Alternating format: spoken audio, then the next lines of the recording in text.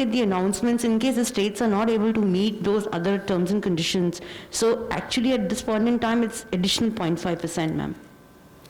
I fully take your point that they need additional funds, but it's also an opportunity. After all, what we are asking of them, we are giving unconditionally 0.05. What we are asking of them is only going to help their own people. One nation, one ration card. Who will have an objection to fulfill that, ma'am?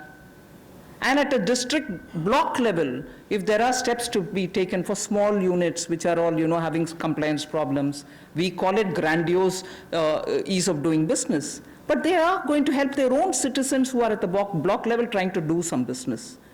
Urban local bodies and their revenues can be better managed. Power sector reforms, right, thank you. Power sector reforms.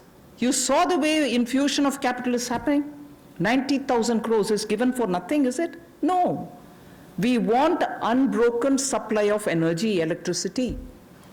If power companies can have a better management of their monies, if receipts are honored in time, these are things which are going to eventually help the poor farmers, for whom many states have given free electricity.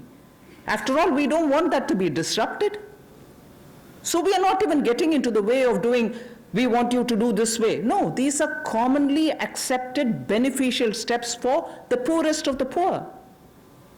So technically, I can't say any state having a problem fulfilling it, because all of them commit to it anyway. So we are only incentivizing them by, and more importantly, let me tell you, these are not our figment of our imagination.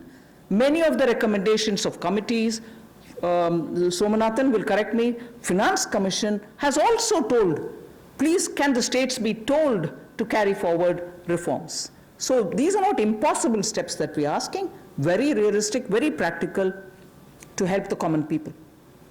116. Ma'am नमस्ते, मैं शैलेश हूँ A9 news agency से।